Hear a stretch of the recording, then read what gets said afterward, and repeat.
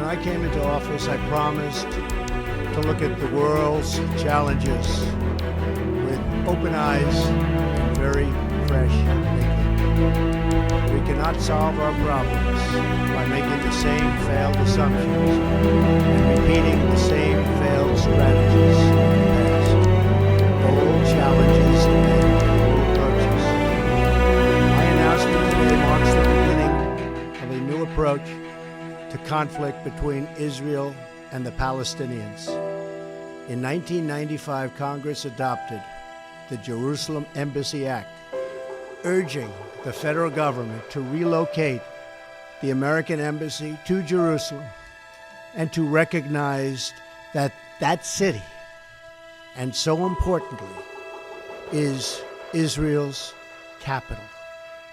This act passed Congress by an overwhelming bipartisan majority and was reaffirmed by a unanimous vote of the Senate only 6 months ago. Yet for over 20 years, every previous American president has exercised the law's waiver, refusing to move the U.S. Embassy to Jerusalem or to recognize Jerusalem as Israel's capital city. Presidents issued these waivers under the belief that delaying the recognition of Jerusalem would advance the cause of peace. Some say they lacked courage, but they made their best judgment based on facts as they understood them at the time. Nevertheless, the record is in. After more than 2 decades of waivers, we are no closer to a lasting peace agreement between Israel and the Palestinians. It would be folly to assume that repeating the exact same formula would now produce a different or better result. Therefore, I have determined that it is time to officially recognize Jerusalem as the capital of Israel. It was 70 years ago that the United States under President Truman recognized the state of Israel. Ever since then, Israel has made its capital in the city of Jerusalem, the capital the Jewish people established in ancient times. Today, Jerusalem is the seat of the modern Israeli government. It is the home of the Israeli parliament, the Knesset, as well as the Israeli Supreme Court. It is the location of the official residence of the Prime Minister and the President. It is the headquarters of many government ministries. For decades, visiting American presidents, secretaries of state, and military leaders have met their Israeli counterparts in Jerusalem, as I did on my trip to Israel earlier this year. However, in all of these years, presidents representing the United States have declined to officially recognize Jerusalem as Israel's capital. In fact, we have declined to acknowledge any Israeli capital at all.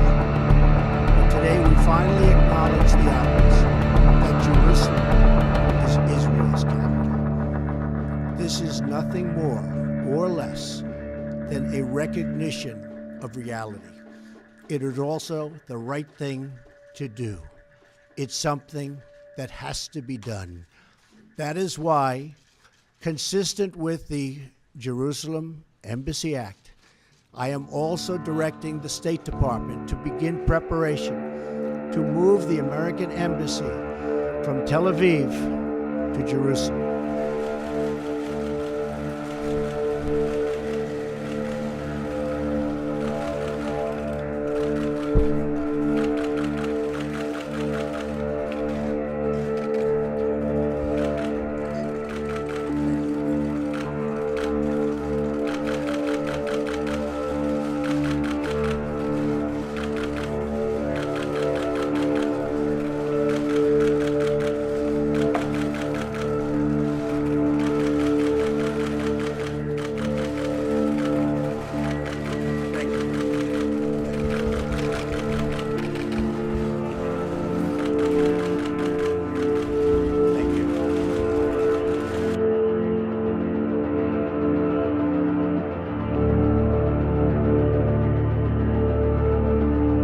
To put this in context, Jerusalem, of course, is a holy city for Muslims, Christians and Jews, and it's been a key area of dispute in the conflict between Israelis and Palestinians.